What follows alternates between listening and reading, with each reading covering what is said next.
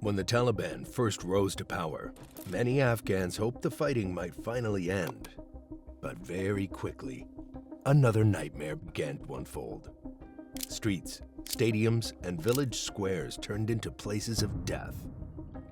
What the Taliban unleashed was not just punishment, but a system of horror designed to break a nation. And its scars are still spreading today.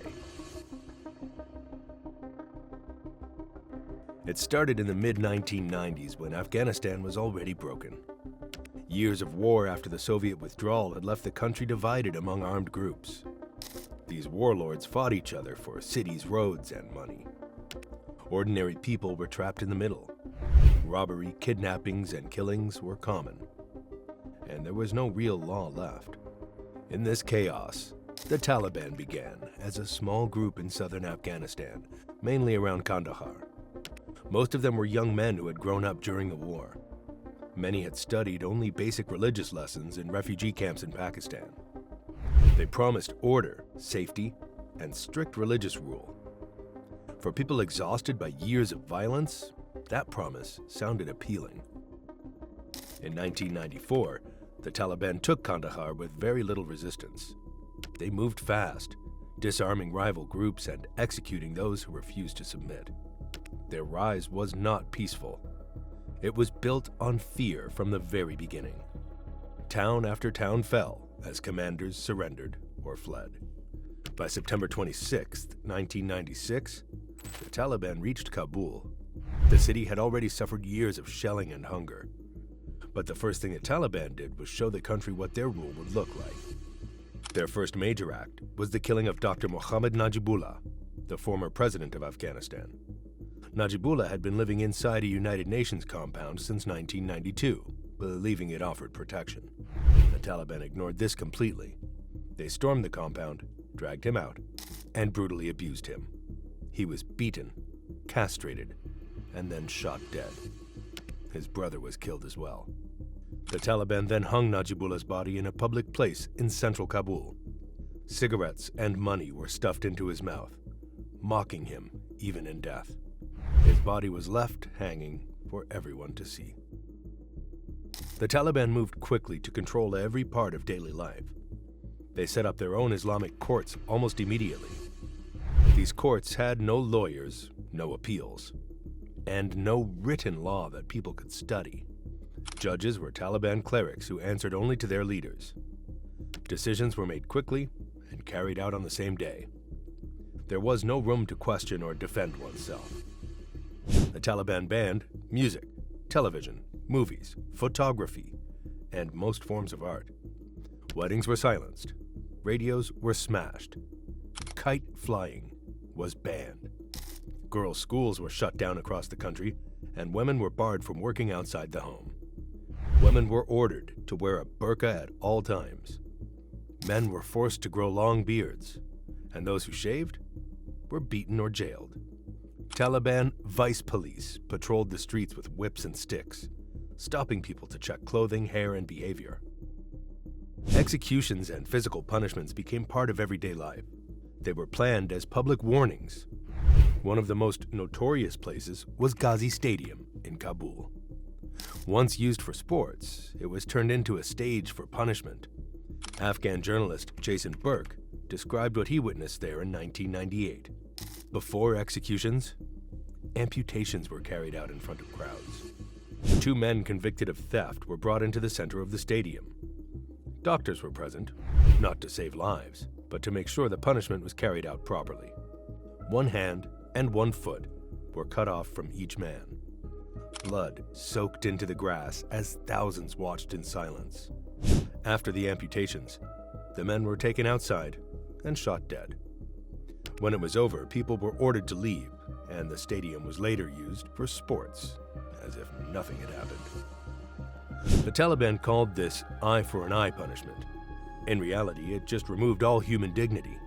People attended these executions not because they wanted to, but because refusing to attend could bring suspicion. Children saw these scenes. Families carried these images with them for the rest of their lives. Between 1996 and 1999, The Taliban fully enforced their version of Sharia law across most of Afghanistan. Crimes were defined very broadly. Theft, even a small theft, was punished by cutting off a hand or foot. There was no serious investigation into poverty, hunger, or false accusations. A single accusation could cost someone a limb or their life. Adultery and premarital relationships were punishable by death. The Taliban treated accusations of immoral behavior as serious crimes, even when there was no proof. Men and women accused of having relationships outside marriage were often stoned or shot in public squares. Afghan officials and international observers later confirmed that during Taliban rule from 1996 to 2001, people accused of adultery were regularly executed in front of crowds. These executions were often turned into public events, announced in advance so people would gather. In 1999, one of the most disturbing cases occurred in Ghazi Stadium. A woman accused of adultery was brought into the stadium during a public gathering. She was forced to kneel on the grass while fully covered in a burqa. A Taliban guard then shot her in the head. Thousands watched. The execution was filmed, and the video later spread outside Afghanistan, causing global outrage. For the Taliban, this attention did not bring shame. It reinforced their image of power and control. The religious police did not limit themselves to executions. They enforced behavior at every level. Women could be beaten for lifting their burqa too high, but the punishments often went far beyond beatings. Stoning became one of the most feared penalties. The Taliban also revived punishments that shocked even war-hardened Afghans. One of the most extreme was being buried alive. In February 1998, Taliban leader Mullah Muhammad Omar personally ordered 3 men to be buried alive for homosexuality. The men were placed in a pit. Bricks were stacked around them under a wall. The idea was that the wall would collapse and crush them. According to reports, the men were told that if they survived for 30 minutes, they would be spared. Against all odds, they survived and were rushed to a hospital. Their survival did not come from mercy, but from failure. The punishment itself showed how far the Taliban were willing to go. Taliban judges openly spoke about such punishments. They claimed that homosexuals should face only 2 choices: death by stoning or death by being crushed. There was no discussion of rights, no consideration of age, consent, or mental health. These punishments were meant to erase people completely and scare others into silence. The Taliban made little distinction between criminals, political enemies, and people accused of moral offenses. All were treated as threats. Even small acts could lead to death. Women suffered the most. A woman could be accused of adultery simply for speaking to a man or being seen outside without a male relative. Many were punished for things that were not crimes anywhere else in the world. Girls' education was treated as a crime. Schools for girls were shut down across the country. Teachers were beaten. Girls who tried to learn in secret risked being flogged. The Taliban wanted women to be invisible and silent. People in Afghanistan lived in daily fear. If a neighbor accused you of a crime, even a false accusation of stealing or immorality, you could disappear. Trials were quick with no lawyers. Religious judges presided in short robes, often without even writing a legal charge. Verdicts were handed down in minutes, and punishments were announced by loudspeakers. Those waiting for execution had no real appeal. Executed prisoners were killed on the same day. By the end of 2001, the Taliban's control over Kabul collapsed quickly after the U.S. invasion that followed the September 11th attacks. Their fighters abandoned government buildings, courts, and prisons almost overnight. The public executions at the stadium stopped, not because the Taliban had changed, but because they had lost open control of the cities. Many Afghans hoped this marked the end of the fear they had lived under for 5 years. But that hope didn't last long. The Taliban didn't disappear. Instead, they retreated into rural areas, mountains, and across the border. From there, they began a long and quiet war that would last nearly 2 decades. During this period, the Taliban avoided large cities and returned to tactics that were harder to track. They attacked at night, planted roadside bombs, and targeted people they believed supported the new Afghan government or foreign forces. At the same time, they continued to enforce their version of justice in places where the government had little reach. This violence was less visible to the outside world, but it was still deadly. Entire districts in provinces like Helmand, Kandahar, Uruzgan, and Ghazni slowly slipped back under Taliban influence. In these areas, the Taliban acted as the real authority, deciding who lived and who died. Human rights groups reported that the Taliban set up what were known as shadow courts. These courts operated in villages and small towns, often inside mosques or private homes. There were no records, no lawyers, and no witnesses allowed to speak freely. People accused of being government spies, police informants, teachers, aid workers, or simply critics of the Taliban were taken from their homes, often at night. Many were never seen again. Families searched for answers but were too afraid to ask questions. In some cases, bodies were found days later on roadsides. In other cases, there was nothing at all. Only silence and rumors passed from neighbor to neighbor. Punishments during this time were meant to stay hidden, but some still became public. In 2010, one case shocked the country and the world. In Kunduz province, Taliban fighters publicly stoned a young man and woman accused of adultery. The couple had tried to run away together to escape forced marriage. Instead, they were caught and brought before a Taliban court. Villagers were ordered to attend. Stones were thrown until the woman died. The man survived but was beaten. This was not an accident or an isolated act. It was a clear signal that the Taliban's methods from the 1990s were still alive. Even without official power, they were willing and able to carry out extreme punishments. As the years passed and foreign forces began planning their withdrawal, Taliban violence became more open again. In 2014, as international troops prepared to leave, the Taliban grew bolder. In Helmand province, they publicly hanged 5 men accused of kidnapping at an open-air opium market. Farmers and traders were forced to watch. Their bodies were left hanging overnight. This was done on purpose. It was meant to remind people who truly controlled the area. Taliban leaders openly stated that the executions were meant to scare others into obedience. For ordinary Afghans, daily life during these years was filled with constant fear. Many rural areas became places where no one dared speak openly. People learned to avoid roads, checkpoints, and even conversations with strangers. At any moment, the Taliban could accuse someone of helping the government or foreign forces. These accusations did not need proof. Once accused, a person could be taken away and killed without trial. Families often fled their homes at night, leaving everything behind, because staying meant risking death. During this long war, many Taliban fighters were also captured by Afghan or foreign forces. Some were jailed, others surrendered. In these cases, their lives depended on who held them. Fighters taken by government forces were usually imprisoned, but those captured by rival Taliban groups or handed back were often tortured or executed. On August 15, 2021, the Taliban returned to Kabul as foreign forces completed their withdrawal. The Afghan government collapsed within days. Taliban leaders spoke on television and promised forgiveness for former soldiers, police officers, judges, and officials. Many wanted to believe this, but almost immediately fear returned.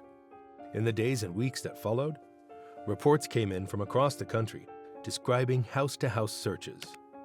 Taliban fighters went door to door looking for people connected to the old government. Former soldiers vanished. Young men were taken away for questioning and never came back. Some bodies were later found on roadsides or in fields. Others were never found at all. As the Taliban settled back into power, they began rebuilding the same system they had used in the 1990s. By late 2021 and through 2022, they re-established courts, prisons, and religious police units. The Taliban Supreme Court was formed again, staffed almost entirely by male clerics loyal to the movement. These courts didn't follow modern legal standards. Defendants weren't given lawyers, Evidence was often based on accusations or confessions made under pressure. Trials were short, sometimes lasting only minutes. Once a sentence was given, punishment followed quickly. In November 2022, the Taliban made their intentions clear. The Supreme Court announced a large group of public punishments in Takhar province. 19 people were brought before crowds and whipped 39 times each. 9 of those punished were women. The crimes listed included adultery, running away from home, and having relationships outside marriage.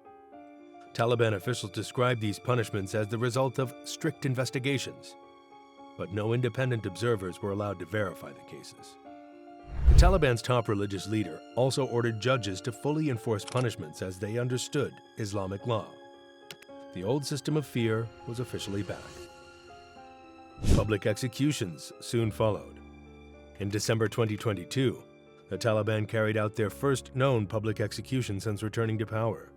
In Farah province, a man convicted of murder was brought before a crowd of villagers and shot. Hundreds were forced to attend. Taliban leaders approved the execution at the highest level. The United Nations condemned the killing, warning that Afghanistan was returning to the same violent practices that had shocked the world decades earlier. The pattern continued in 2023. In June, Taliban courts confirmed more public executions. In Laghman province, an Afghan man convicted of killing 5 people was sentenced to death by shooting. Taliban officials said the punishment had been approved by the group's supreme leader, the successor to Mullah Muhammad Omar. The Taliban described this as justice and revenge for the victims' families. Human rights groups warned that such executions were being carried out without fair trials and were meant to scare the population into silence. Behind these public cases were much larger numbers. Taliban courts themselves released figures showing the scale of punishment. By mid-2023, they claimed to have sentenced 175 people to execution and 37 people to stoning since taking power. These numbers didn't include floggings and other physical punishments. United Nations observers reported that in just 6 months, more than 300 people were publicly whipped. Those punished included men, women, and even children. Some of the women were pregnant. Some men were elderly. The listed crimes were often minor by any normal standard. UN human rights experts later confirmed that at least 274 men, 58 women, and 2 children had been flogged in public. Dozens more were sentenced to amputation or death. Almost all of these punishments were ordered by all male courts. Women were especially vulnerable. Experts noted that women made up a large share of those sentenced to stoning or execution, often based on accusations of moral behavior rather than proven crimes. The United Nations demanded that the Taliban stop these punishments, calling stoning, execution, and burial alive acts of torture that violate international law. Despite international pressure, the punishments have continued. Witnesses and local reporters have described scenes that closely resemble the Taliban's first rule. Executions have taken place in public squares and mosque courtyards. Crowds of men are ordered to watch. Religious police patrol streets and villages, stopping people to check their phones, clothing, and movements. Anyone accused of disobedience can be detained without warning. Some are beaten, some disappear. Girls' schools remain closed across much of the country. Women who appear in public without full covering can be struck or humiliated. The Taliban's goal was never just punishment, it was fear. Roxana's killing in 2015 showed how absolute that control could be. She was only 19 years old and lived in Ghor province, a poor and remote area where Taliban influence was strong. Forced marriages were common there, and girls had little power to refuse. When Roxana tried to escape that fate with Mohammed Gul, it was treated as a crime against Taliban rules. There was no court, no defense, and no chance to explain. The Taliban decided her fate on the spot. The psychological damage from these killings lasted far longer than the executions themselves. Villagers spoke of children waking up screaming at night and refusing to go outside alone. Parents warned their sons not to speak freely, and their daughters not to be seen at all. Even elders who once settled disputes peacefully were silenced. The memory of Najibullah's killing in Kabul still hangs over the country as well. For many Afghans, that moment marked the start of a time when law no longer meant justice, and power alone decided who lived or died. After the Taliban returned to power in 2021, these fears came back fast. Villagers now speak quietly about people taken away during early morning raids. Sometimes it's a former soldier. Sometimes it's a shopkeeper accused of selling the wrong items. Sometimes it's a woman accused of breaking dress rules. Many never come home. Children haven't been spared either. Reports confirmed that boys were among those publicly whipped under Taliban orders. These punishments often happened in town centers with crowds forced to attend. Today, fear moves quietly through Afghanistan. People lower their voices. They avoid eye contact. They delete messages and hide phones. Women step outside only when necessary. Families warn each other to stay invisible. The suffering is not always seen on video or in headlines, but it is felt every single day. And as long as these punishments continue, fear remains one of the Taliban's strongest weapons.